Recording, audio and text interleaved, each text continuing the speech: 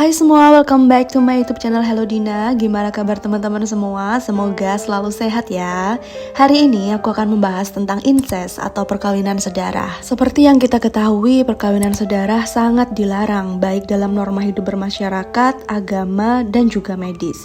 Dikarenakan dampak buruk yang akan terjadi kepada keturunan atau anak-anaknya. Di mana anak hasil hubungan sedarah akan memiliki keragaman genetik yang sangat minim pada DNA-nya. Kurangnya variasi DNA dapat meningkatkan peluang terjadinya penyakit genetik langka seperti Down syndrome, cacat lahir, talasemia, penyakit autoimun, dan kelainan genetik lainnya. Pada kenyataannya justru ada beberapa orang yang mempraktekkan perkawinan sedarah, entah karena ketidaktahuan ataupun untuk tujuan-tujuan tertentu. Nah, di video ini aku akan membahas perkawinan sedarah yang cukup kontroversial di dunia, yaitu keluarga Colt dan keluarga Whittaker.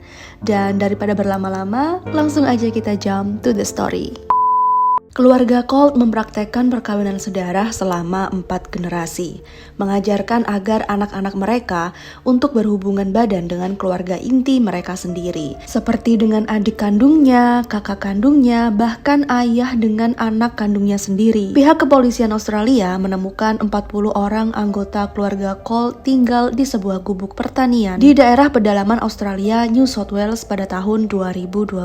Silsilah keluarga Colt dimulai dari perkawinan antara Tim Colt yang lahir pada tahun 1943 dan June yang lahir pada tahun 1948. Diketahui June adalah anak dari incest kakak beradik. Tim dan June menikah pada tahun 1966 dan mempunyai rencana untuk membangun klan keluarga Colt dari hubungan sedarah. Di tahun 1970-an, Tim dan June meninggalkan New Zealand dan pindah secara ilegal melalui jalur laut ke Australia. Mereka memilih untuk tinggal di hutan terpencil di negara bagian Victoria karena selain imigran gelap, mereka juga menghindari kehidupan sosial. Dari hubungan mereka lahirlah 7 orang anak, 5 perempuan dan 2 laki-laki. Tim Colt melakukan hubungan sedarah dengan anaknya sendiri yang bernama Martha, Betty, dan Rhonda. Dengan Martha, dia mempunyai 1 orang anak, dengan Betty mempunyai 8 orang anak, dan dengan Rhonda dia mempunyai 5 orang anak. Jadi bisa disimpulkan anak kandung Tim Colt adalah cucu kandungnya juga. Tidak hanya itu, Martha juga melakukan hubungan sedarah dengan kakak kandungnya sendiri yang bernama Frank, dan mereka menghasilkan 4 orang anak.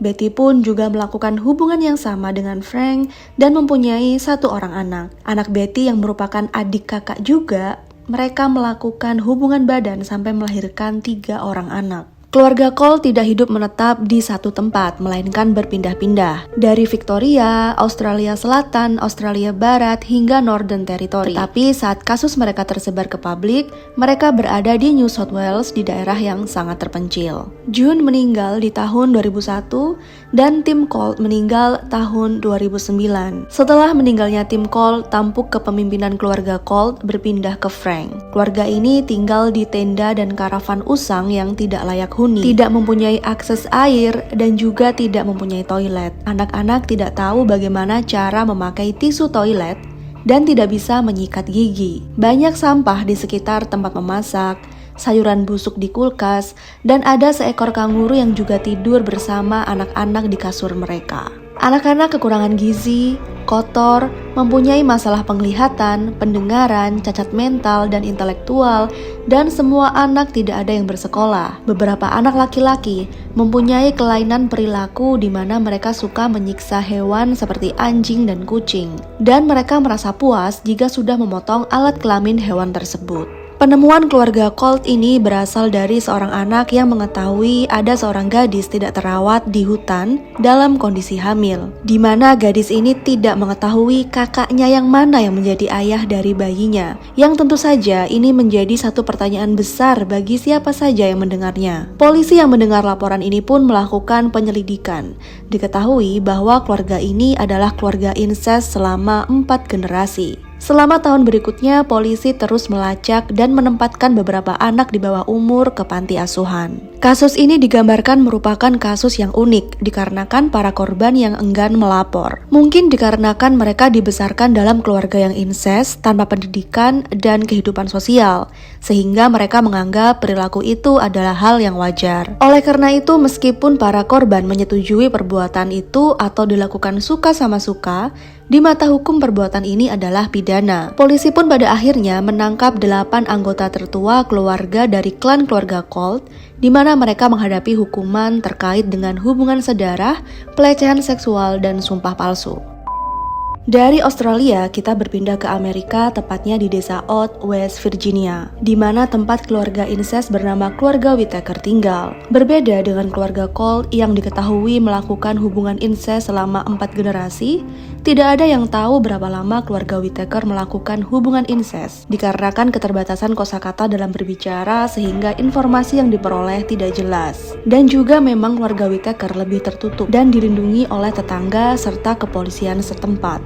Tetapi satu hal yang pasti diketahui keluarga Whittaker ini adalah keturunan Inggris. Mencuatnya berita tentang keluarga Whittaker dimulai dari seorang fotografer dan penulis yang bernama Mark Laita yang mengunggah tentang kehidupan keluarga Whittaker ke YouTube, dan video itu menjadi viral dengan puluhan juta penonton. Diketahui Mark mengunjungi keluarga Whittaker sebanyak 4 kali. Kunjungan pertamanya adalah pada tahun 2004 saat Mark menulis buku yang berjudul Created Equally dan menceritakan sedikit tentang keluarga Whittaker di buku itu. Awalnya saat mengumpulkan informasi, Mark mengalami ancaman senpi dari tetangga keluarga Whittaker yang mengira dia akan mengganggu keluarga itu. Tetapi setelah pembicaraan dan negosiasi, Mark diterima sebagai tamu oleh mereka. Anggota dari keluarga Whittaker ada 4 orang, yaitu Ray, Lorraine, Timmy, dan Freddie, di mana Freddie sudah meninggal akibat serangan jantung. Mereka semua menderita kelainan mental, fisik, hidup dalam kemiskinan yang ekstrim, dan hampir tidak mempunyai apa-apa untuk hidup. Setiap berkunjung, Mark selalu memberikan bantuan pangan, pakaian, dan juga finansial,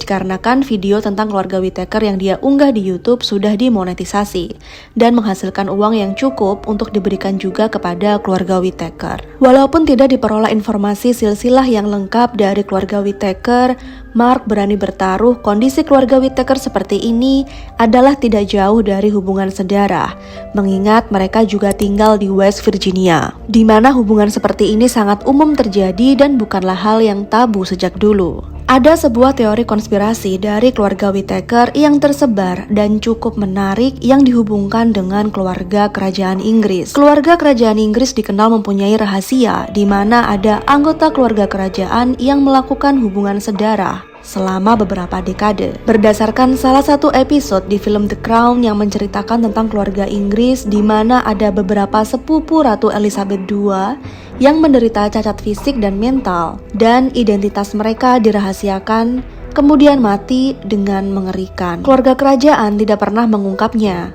tentunya untuk melindungi reputasi publik. Lalu, apakah mungkin keluarga Whittaker ada hubungannya dengan salah satu keluarga kuat di dunia ini? Apakah mereka bagian dari keluarga kuat itu yang dibuang? Atau memang mereka sengaja dibuang di wilayah yang memang sudah terkenal dengan perkawinan sedarah? Mengapa tidak tersedia informasi tentang silsilah keluarga mereka? Mengapa keluarga Whittaker sangat dilindungi oleh tetangganya, bahkan deputi kepolisian? Semua jawaban dari pertanyaan ini masih menjadi misteri hingga saat ini. Well, sekian cerita aku untuk hari ini. Kurang lebihnya aku mohon maaf. Terima kasih udah menonton hingga akhir video, and see you on the next video. Bye bye.